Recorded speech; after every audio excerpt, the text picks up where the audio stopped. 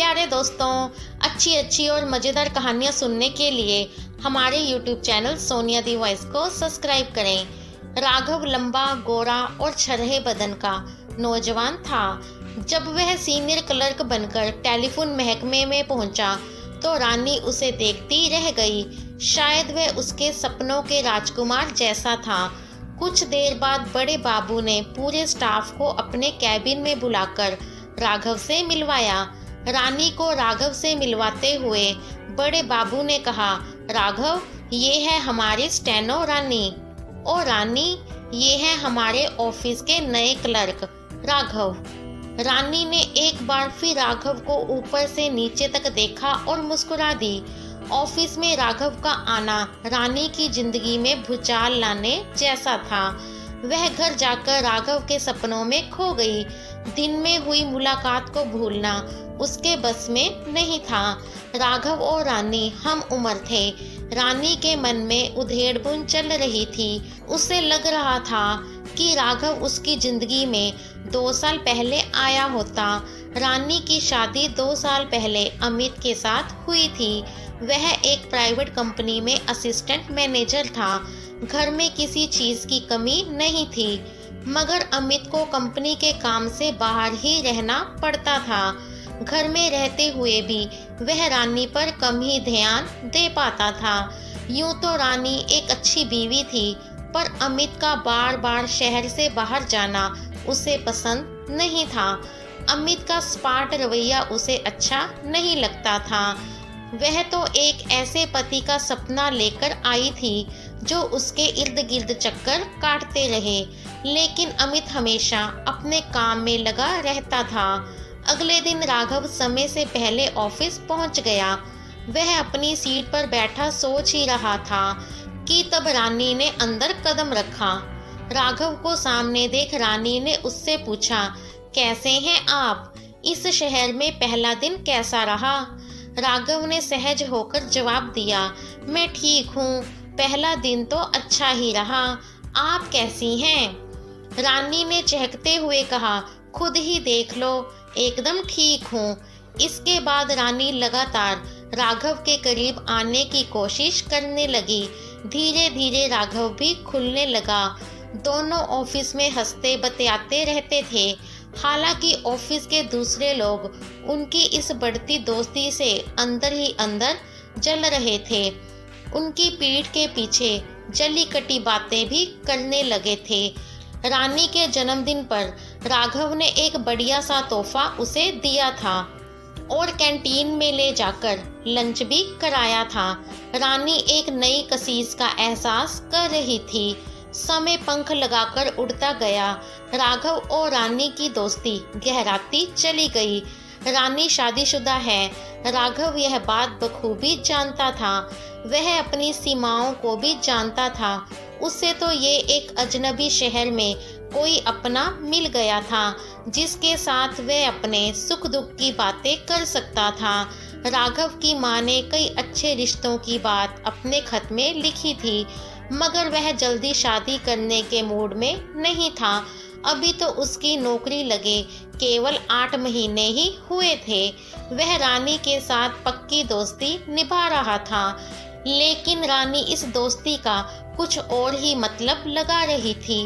रानी को लगने लगा था कि राघव उससे प्यार करने लगा है। वह पहले से ज्यादा खुश रहने लगी थी। वह अपने मेकअप और कपड़ों पर भी ज्यादा ध्यान देने लगी थी। राघव हमेशा रानी की पसंद नापसंद का ख्याल रखता था। वह उसकी हर बात की तारीफ किए बिना नहीं रहता था।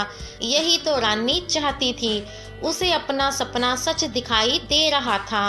एक दिन रानी ने राघव को डिनर पर अपने घर बुलाया था। राघव सही समय पर रानी के घर पहुंच गया। नीली जीन्स व सफेद कमीज में वह बेहद सजीला जवान लग रहा था। उधर रानी भी किसी परी से कम नहीं लग रही थी। उसने नीले रंग की बनारसी साड़ी बांध रखी थी। जो उसके गोरे हसीन बदन पर खूब फब रही थी। दोस्तों, इस कहानी का उद्देश्य आपको शिक्षा देना है। इसका किसी भी जीवित या मृत व्यक्ति से कोई भी संबंध नहीं है। इस कहानी में बताए गए सारे पात्र और घटनाएं काल्पनिक हैं। अगर इत्तेफाक से भी इसका संबंध किसी से होता भी है तो वो एक संयोग ही समझें। राघव के दरवाजे की घंटी बजाते ही रानी की बाहें खिल उठी।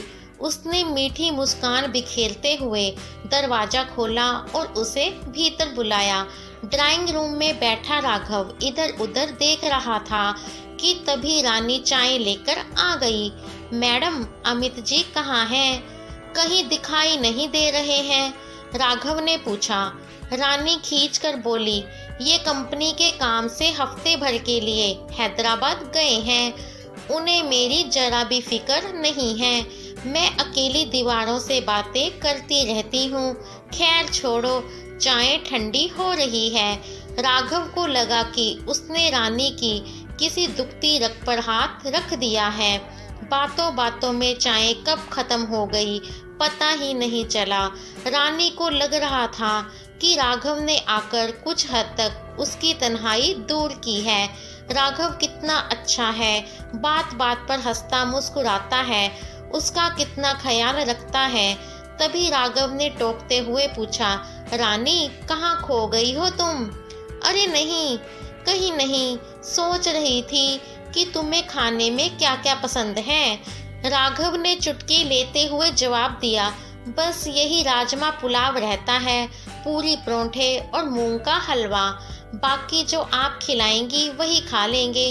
क्या बात है, आज तो मेरी पसंद हम दोनों की पसंद बन गई, रानी ने खुश होते हुए कहा। रानी राघव को डाइनिंग टेबल पर ले गई। दोनों आमने सामने जाकर बैठे थे। वहाँ काफी पकवान रखे हुए थे। खाते हुए बीच बीच में राघव कोई चुटकुला सुना देता तो रानी खोलकर हंसने का ठहाका लगा देती। माहौल खुशनुमा हो गया था। सब दिन ऐसे ही होता रहा। रानी सोच रही थी। राघव ने खाने की तारीफ करते हुए कहा, वाह क्या खाना बनाया है, मैं तो उंगली चाटता ही रह गया। तुम इसी तरह खिलाती रही तो मैं जरूर मोटा हो जाऊंगा। शुक्रिया जनाब, और मेरे बारे में आपका क्या ख्याल है? कहते हुए रानी ने सोने पर सवालिया निगाह डाली। अरे आप तो कयामत है कयामत, कहीं मेरी नजर ना लग जाए, राघव ने मुस्कुराकर जवाब दिया। राघव की बात सुनकर रानी झूम उठी। उसकी आंखों के डोरे लाल होने लगे। वह रोमांटिक अंदाज में अपनी कुर्सी से उठी और राघव के पास जाकर इस स्टाइल से कहने लगी, राघव आज मौसम कितना हसीन है, बाहर बूंदों की रिमझिम हो रही है और यहाँ हमारी बातों की चलो एक कदम और आगे बढ़ाएं, क्यों ना प्यार मोहब्बत की बातें करें। इतना कहकर रानी ने अपनी गोरी गोरी बाहें राघव के गले में डाल दी। राघव रानी का इरादा समझ गया। एक बार तो उसके कदम लड़खड़ाए, मगर जल्दी ही उसने खुद पर काबू पा लिया और रानी को अपने से अलग करता हुआ बोला, रानी जी आप यह क्या कर रही हैं? क्यों अपनी जिंदगी पर दाग लगाने पर तुली हैं? पल भर की मौज मस्ती आपको तबाह कर देगी। अपने जज्बातों पर काबू कीजिए। मैं आपका दोस्त हूँ। अंधेरा हो पर धकेलने वाला गलत काम का गुलाम नहीं। आप अपनी खुशियाँ अमित जी में तलाशिए।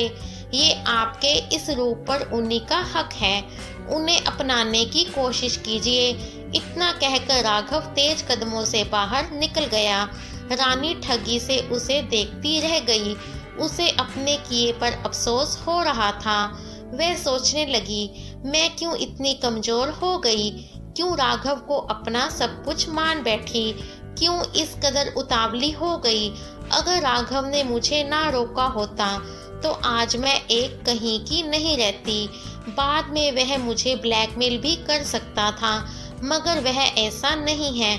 उसने मुझे भटकने से रोक लिया। कितना महान है राघव। मुझे उसकी दोस्ती पर नाज है। तो दोस्तों, ये थी आज की कहानी जो हमने आपके साथ साझा की है। आप इस कहानी के बारे में क्या सोचते हैं, हमें कमेंट बॉक्स में ज़रूर बताएं। और हर दिन इस तरह की और मज़ेदार कहानियाँ सुनने के लिए हमारे वीडियो को लाइक और शेयर करना और हमारे चैनल को सब्सक्राइब करना ना भूलें। कहानी सुनने के लिए आपका बहुत बहुत धन्यवाद।